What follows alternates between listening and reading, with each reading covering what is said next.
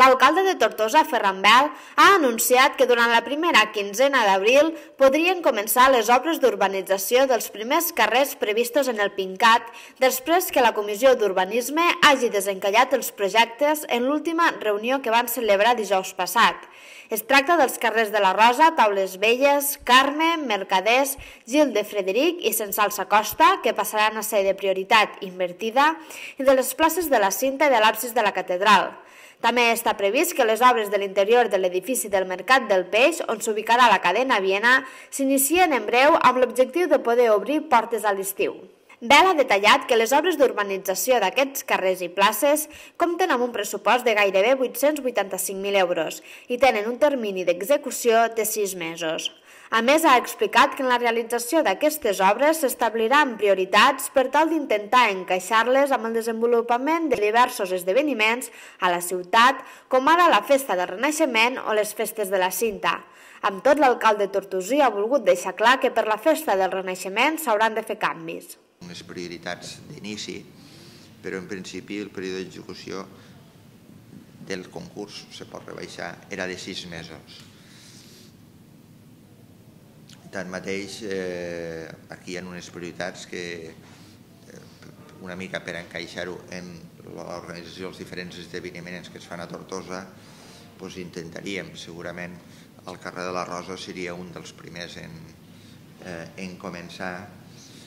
No arribarem al Renaixement, segurament, per tant, al Renaixement molts d'estos carrers no es podran utilitzar per organitzar les activitats pròpies del Renaixement, però, com vosaltres sabeu, la plaça de la Cinta i el carrer de la Rosa, alguna sortida se li haurà de donar també per a festes de la Cinta.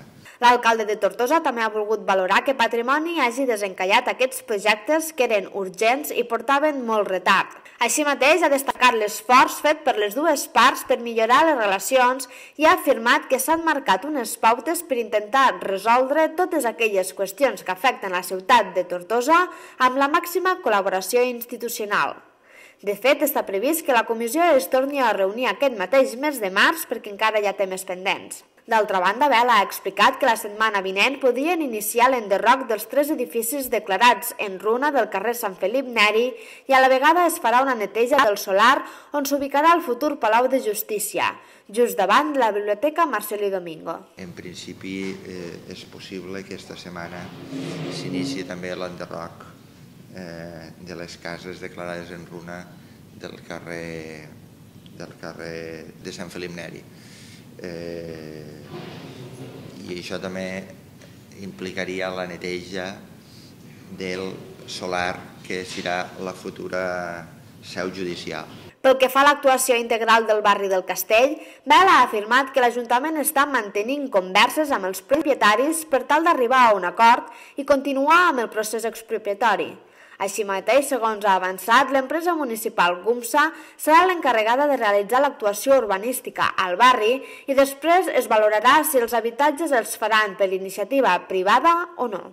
Pel que fa a l'estudi d'inundabilitat que està redactant l'Agència Catalana de l'Aigua per tal d'aixecar la suspensió de 4 plans parcials que recull el nou Pla d'Ordenació Urbanística Municipal, l'alcalde de Tortosa ha apuntat que l'Ajuntament és raonablement optimista davant el desenvolupament dels treballs i ha apuntat que confien que durant aquest 2008 puguin concloure i, per tant, es puguin resoldre els plans. Quan al ple d'aquest dilluns està previst portar a aprovació l'adjudicació del contracte d'un préstec de 3,8 milions d'euros per fer front a inversions del 2008. Entre aquestes hi ha les obres dels pavellons de l'Escorxador, una aportació a la GUMSA, pagaments pendents de les obres del pavelló Firal i de la rotonda de la Simpàtica o obres a edificis municipals.